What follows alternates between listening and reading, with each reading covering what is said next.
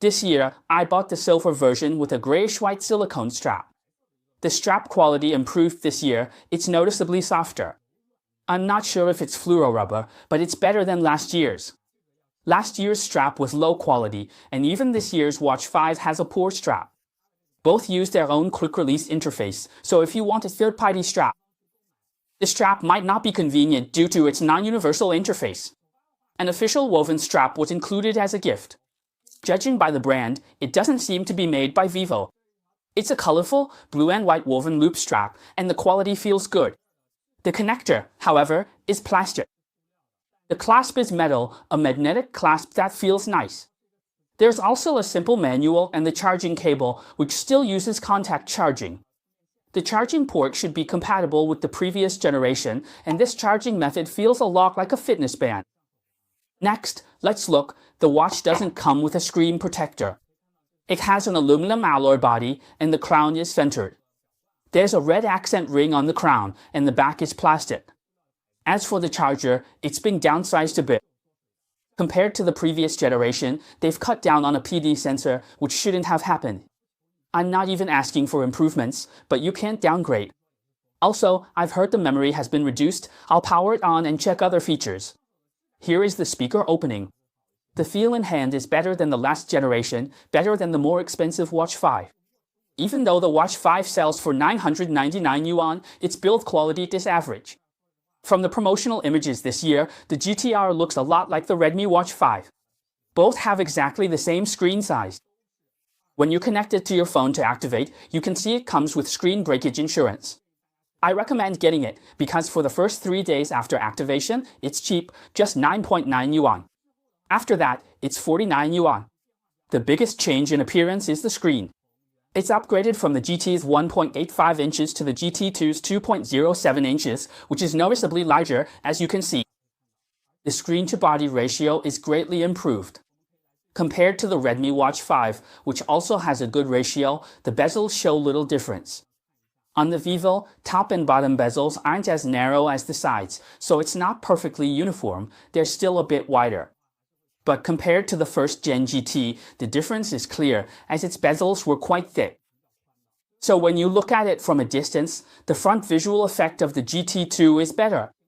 Its screen is a slightly curved display, not a flat screen. When you wear it, I don't think it feels huge. But for women, the watch face might feel large.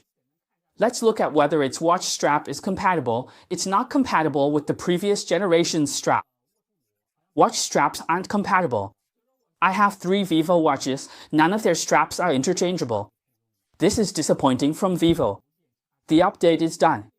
After switching to this watch face and comparing it to the Redmi Watch 5G, they look similar. Using the same watch face and comparing it to the GT with this black watch face, the difference doesn't seem big, just the size.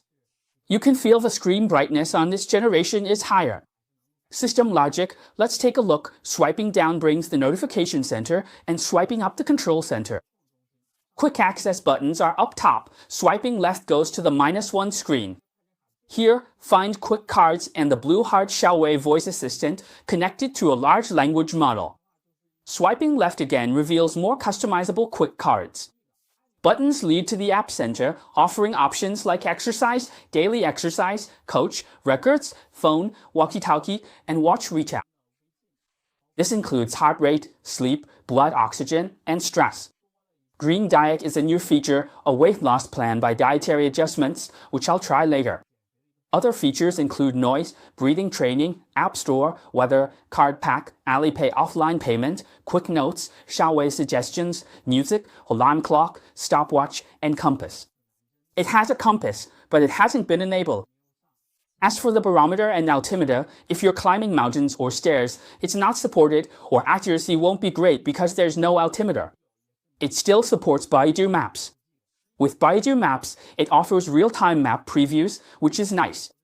Then there are apps like NetEase Cloud Music, Himalaya, Kuku, all available.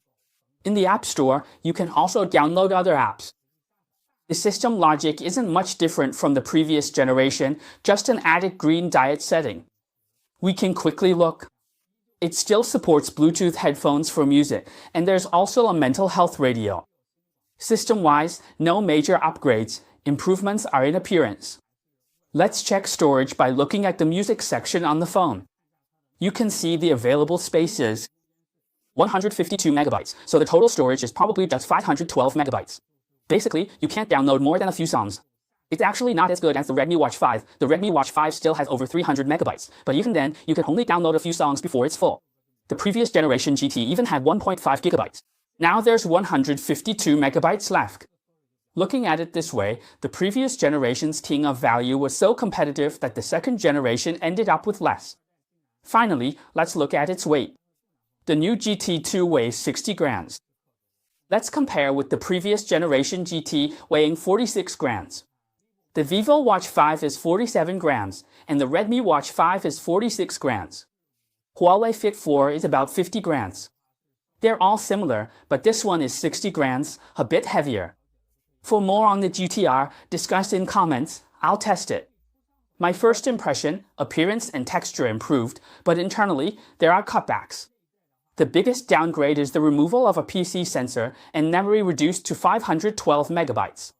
Smaller memory directly leads to its swiping is laggy and the system feels sluggish.